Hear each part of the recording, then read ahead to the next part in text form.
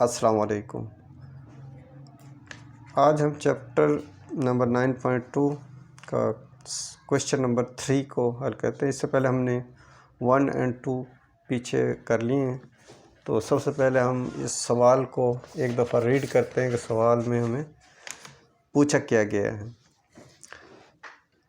Show whether और not points with coordinates 1, 3, 4, 2 and -2, 6 are the vertex of the right triangle. सबसे पहले तो हमें ये पता होना चाहिए कि राइट ट्राइंगल कौन सी ट्राइंगल होती है। तो राइट ट्राइंगल ऐसी ट्राइंगल होती है जिसका एक जो एंगल है वो 90 का हो। यानी कि अगर किसी ट्राइंगल का एक एंगल अगर 90, ये मैं वैसे ही बना रहा हूँ मेजरमेंट्स के बगैर, और इसको बना लीजिएगा वैसे। अगर किसी ट्राइंगल का एक एंगल 90 का हो उसको राइट ट्राइंगल कहते हैं। तो सवाल में जो कोऑर्डिनेट्स दिए हैं इनसे हमें कुछ नहीं मालूम हो रहा कि हमारा ये जो ट्राइंगल बनेगी कि वो उसमें 90 का कोई एंगल है भी है कि नहीं। तो इसलिए हमें सबसे पहले इनकी 90 के एंगल को मालूम करने के लिए हमें इसमें एक फार्मूला इस्तेमाल करना पड़ेगा। उस फार्मूले को की जो रिक्वायरमेंट है वो इसकी लेंथ्स मालूम हमें होनी चाहिए। जब लेंथ्स मालूम होंगी तो हम फिर वो फार्मूला इस्तेमाल करते हैं। सबसे पहले हम इसको लेबल कर लेते हैं इसके कि इसका है कि ये ए कर लेते हैं इसको, और इसको हम बी लेबल कर लेते हैं और इसको सी कर लेते हैं।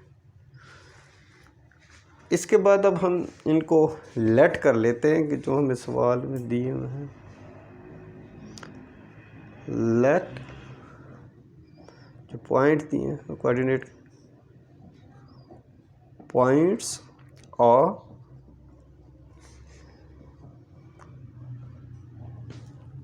ये हमारे पास है 1, 3 और बी हमारे पास है 4, 2 एंड सी हमारे पास है -2, 6। अब हम पिछले 9.1 और 1 और 2 में हमने डिस्टेंस फार्मूले को बड़ी अच्छी तरह से इस्तेमाल भी किया है। तो अभी फार्मूले को बार बार लिखने की ज़रूरत नहीं है, हम डायरेक्ट ही वो लिखने की कोशिश करेंगे। कोशिश करूँगा कि आपको पता साथ साथ चले। हम सबसे पहले ए बी का डिस्टेंस निकालते हैं, यानी कि ए और बी की कितने लेंथ इनके बनती है अगर यहाँ से यहाँ तक। तो इसके लिए हम ए बी डिस्टेंस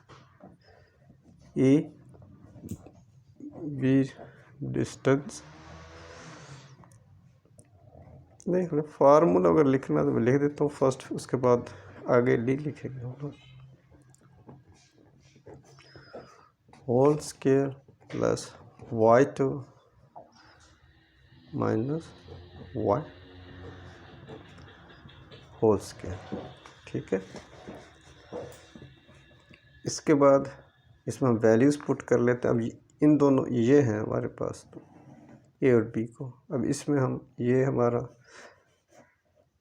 x1 है, ये y1 बन गया, ये x2 बन गया, ये हमारा y2। वैल्यू बस पुट कर लें जस्ट, तो हमारा ये इसकी लेंथ निकल आएगी। x2 हमारा क्या है 4 माइनस x1 क्या है 1, फार्मूले का होल स्क्वायर, फार्मूले का प्लस आगे y2 हमारे पास कौन सा है 2 माइनस y1 कौन सा है हमारे पास 3। बस अब सिंपल हल कर लें, अब इसमें कोई इशू नहीं। मैं पेज बचाने के लिए कर रहा हूँ, आपने ये नीचे करना है। ठीक है, अब इनको हल कर लें। ये 4 में से बन जाए 3 स्क्वायर प्लस ये माइनस का बड़ा है तो माइनस आएगा, -3 प्लस 2 जाए तो -1। बस अब इनका आगे हल कर लें इनको।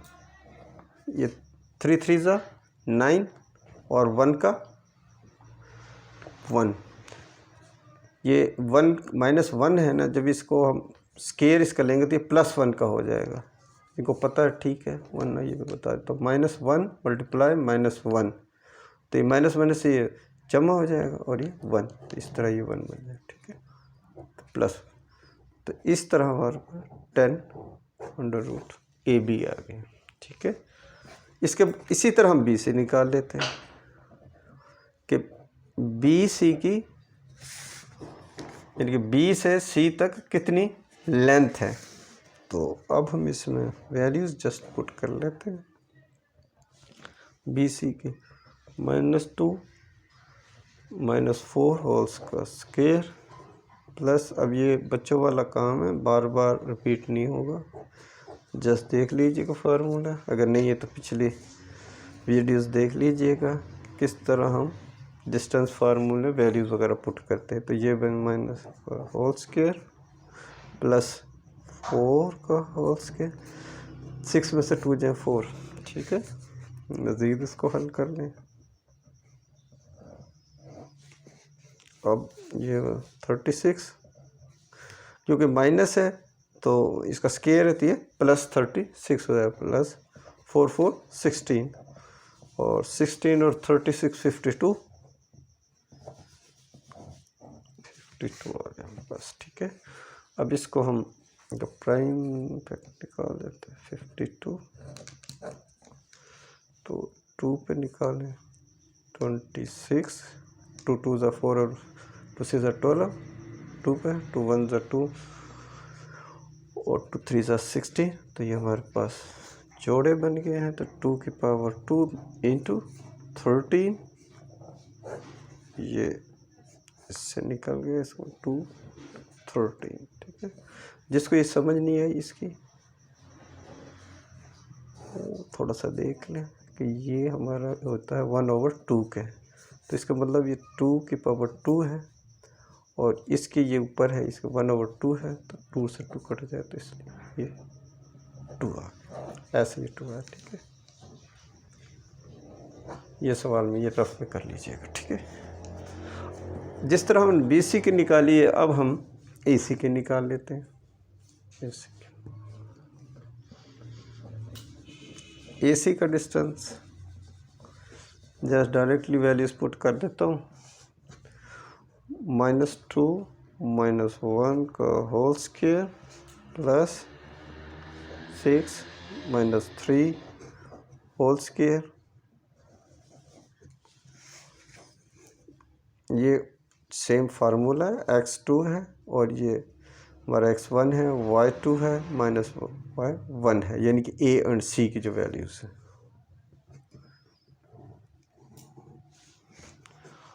अब ये भी माइनस, दोनों माइनस के, तो -3 होल स्क्वायर प्लस का 6 है और माइनस का 3 है, तो प्लस का 3 बन, ठीक है। इनको आप 3 3 ज़ा 9 और 3 3 ज़ा 9, ये 9 माइनस का 9 है, जब स्क्वायर इसका लेते हैं तो ये प्लस का 9 बन जाएगा, ठीक है। तो ये बन गया 18, ठीक है जी। जैसे ऊपर 18 का, इसी तरह हम कर लेते हैं जी। 2 9 ज़ा 80, 3 3 ज़ा 9 और 3 1 ज़ा 3। तो इसका मतलब है हमारे पास ये 3 का स्क्वायर इंटू 2 आ गया, ठीक है। इसको मैं प्रॉपर ही कर लेता हूँ ताकि समझ आ जाए कैसे किया था पिछला, ठीक है। अब ये जो 2 है इससे कट जाएगा, तो इसका मतलब है हमारे पास अब रिमाइनिंग 3/2, यानी कि AC की जो हमारी वैल्यू है लेंथ, वो 3/2 है, ठीक है जी।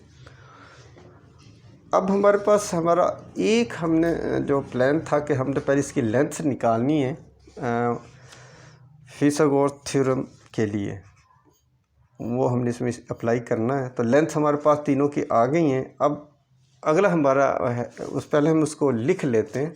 हमारा फार्मूला है क्या?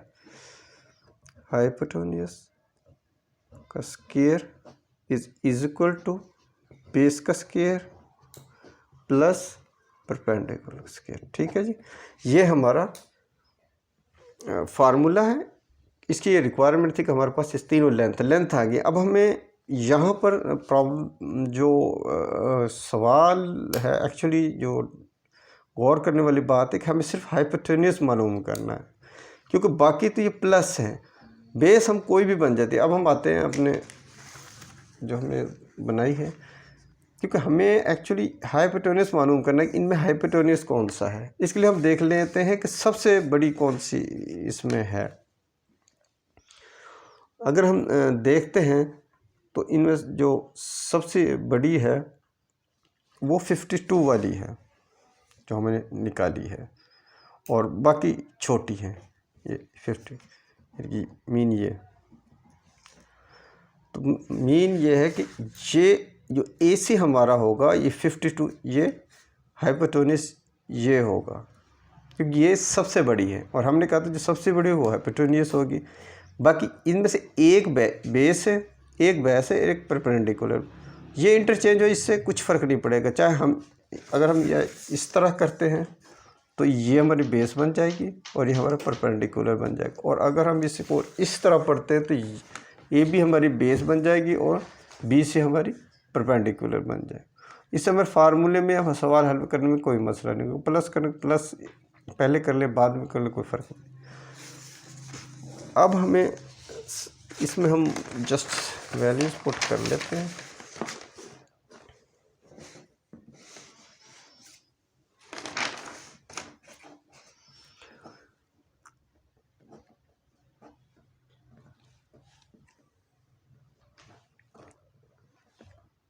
H हमारे पास कौन सा है, हमारे पहले हम लिख लेते हैं सारी वैल्यूज। ए भी हमारे पास है 10 और बी सी हमारे पास जो लेंथ निकली है वो है 52, और इसी तरह हमारे पास AC है जो लेंथ है वो 18। ठीक है जी। अब हम इस फार्मूले में ये कर लेते हैं। सबसे पहले हम देख लेते हैं इसमें सबसे बड़ी वैल्यू कौन सी है, वो हम इसको हाइपोटेन्यूज कर लेते हैं। अब इसमें जो BC है ये सबसे बड़ी है, तो इसका मतलब हमें ये इस फार्मूला में हम कर लेते हैं H2 is equal to B plus B square. तो हमारे पास H252 स्क्वायर, और अब बेस और हम ये परपेंडिकुलर कोई भी हो सकता है इन दोनों में से।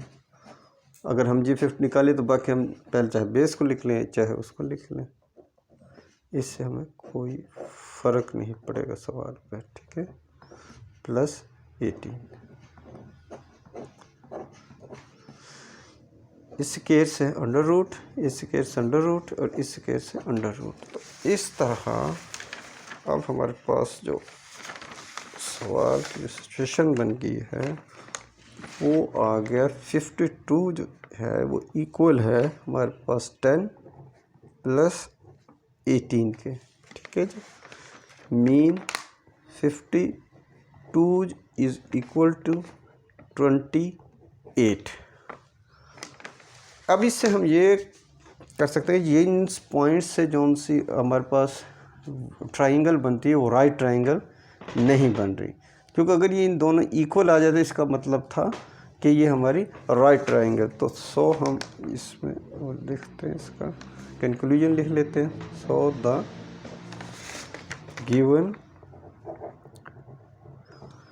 Given points do not form A right angle.